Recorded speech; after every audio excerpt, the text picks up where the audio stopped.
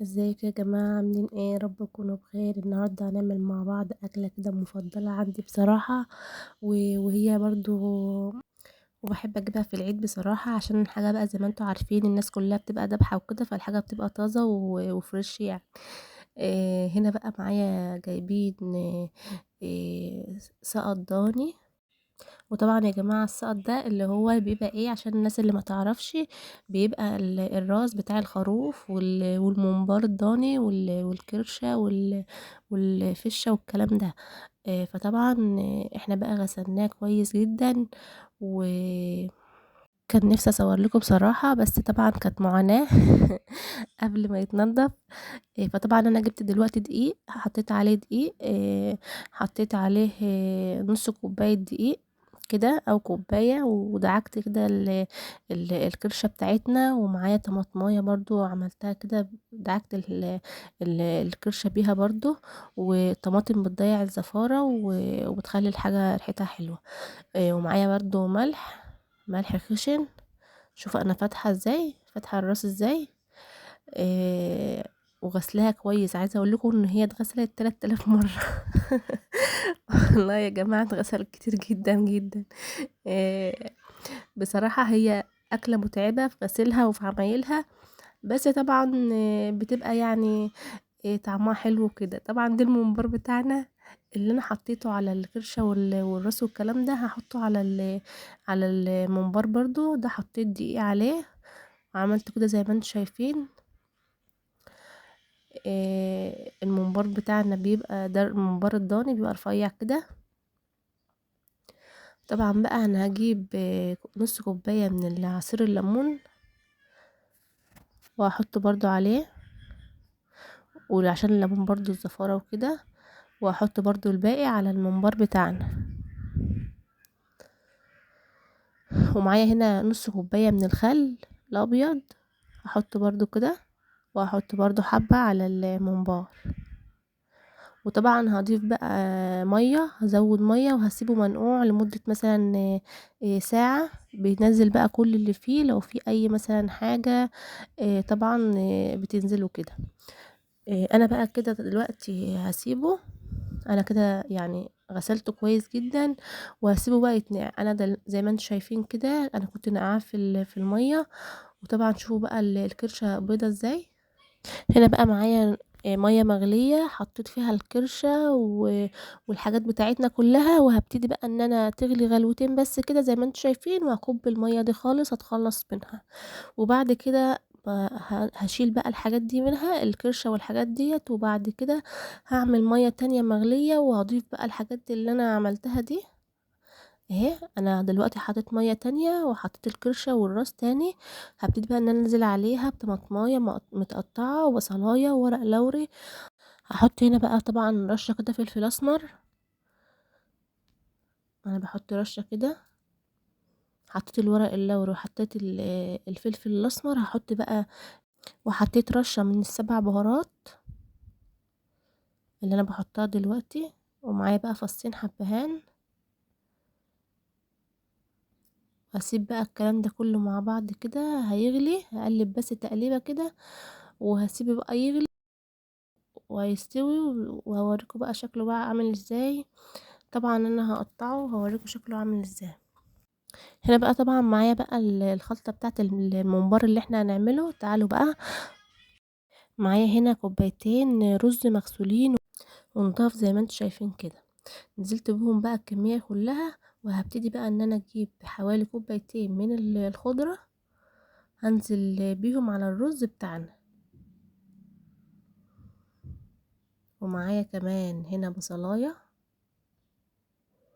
متقطعة قطع صغيرة. ومعايا كمان بقى التوابل بتاعتنا، شطة وكمون وملح وكزبرة ناشفة وسبع بهارات. هنزل بيهم بقى على الخضار والبصل والرز اللي احنا حطيناه. ومعايا بقى هنا لتر الا ربع كده من الطماطم. انا مزودة الطماطم يا جماعة عشان طبعا ينزل معايا بكل سهولة.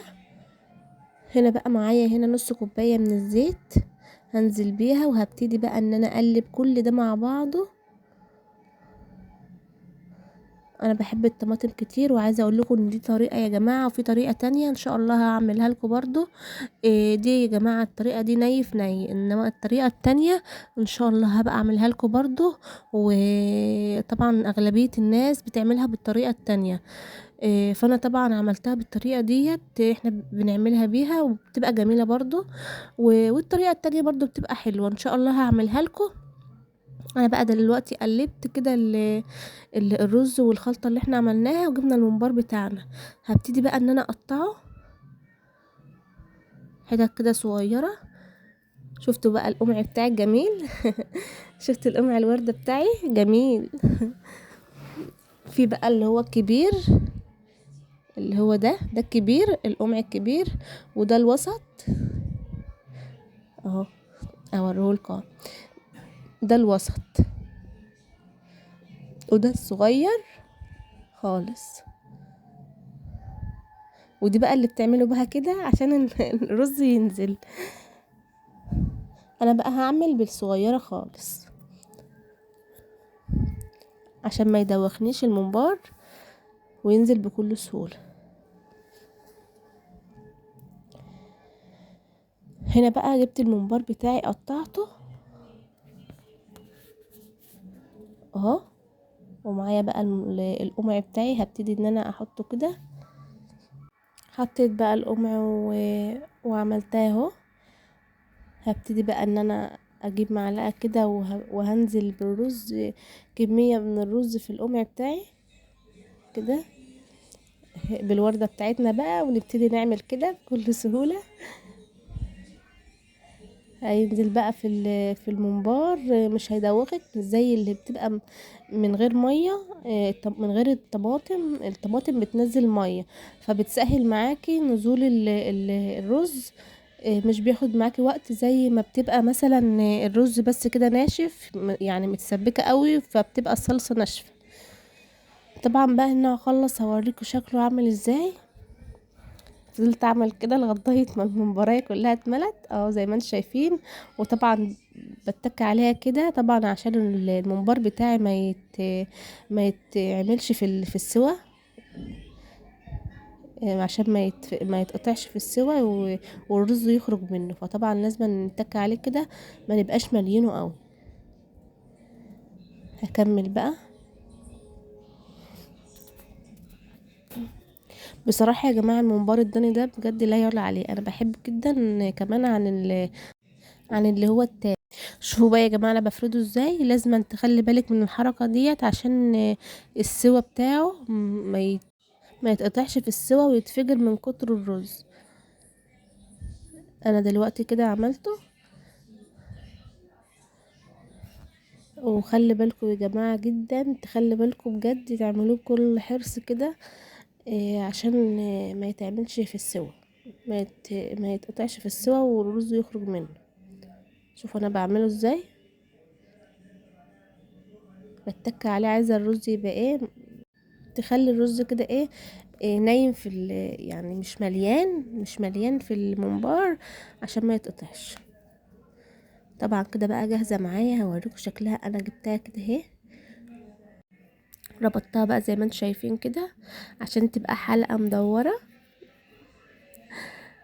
هجيب بقى اعمل ربطه تانية عشان ما تفكش. بس كده. بصوا بقى شكلها، بصوا بقى حلقه اهي. انا بظبطها بس كده اهو برضو عشان لما اجي احطها في الشوربه او في الميه وانا بسلقها ما تتعمش. الله بصوا بقى. وان شاء الله برضو هعمل لكم الحلقتين، وهوريكم شكل الحلقتين عامل ازاي. هنا بقى خلصت الممبار بتاعي كله زي ما انتم شايفين كده. دي الحلقه اهو، دي الحلقه الواحده. عايزه اجيب لكم الحلقتين اهو. دي الحلقتين، عاملاهم حلقتين اهو. هنا بقى دلوقتي خلصنا الممبار كله. تعالوا بقى نشوف هنعمل ايه. معايا الشوربه اللي احنا سلقنا فيها، طبعا احنا كبينا الاولانيه، ودي الشوربه التانية فيها الورق اللوري والحبهان والفلفل الاسمر والطماطم. جميله، بتبقى دسمه يا جماعه وبتبقى حلوه. فليه اسلقه في ميه؟ انا عملته بصراحه في دي، وبرده اللي حابب يسلقه في ميه مغليه عادي بيحط فلفل اسمر وحبهان وطماطم وبصل وكده. طبعا انا بقى هنا خلصت. انا قطعت الراس بتاعتنا بقى اهوت والكرشه. تعالوا بقى نحمرها. نزلت بمعلقتين سمن زي ما انتم شايفين، ونزلت بقى بالحاجات بتاعتنا بعد ما قطعناها. طبعا انا بقى حمرتها زي ما انتم شايفين كده. انا بحبها بصراحه ناشفه كده، ما بحبش اعملها باي طريقه تانية. هي الناشفه كده بتبقى حلوه. طبعا بقى الممبار بقى احنا طلعناه زي ما انتم شايفين. هنبدا برضو ان احنا نحمره، وهوريكم شكله بقى هيبقى عامل ازاي. بصراحه طالع لونه ذهبي وجميل، مفيش بعد كده بصراحه.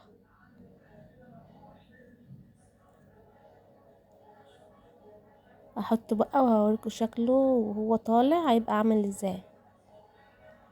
بصوا بقى يا جماعة الجمال، بعد ما حمرت الممبار وطبعا حمرت الكرشة واللحمة الراس وكده.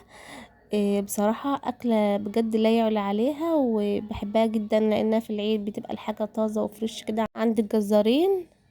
ولو عجبكم الفيديو ما تنسوش تحطوا اللايك وتشتركوا في القناة عشان القناة تكبر بمتابعينا الحلوين.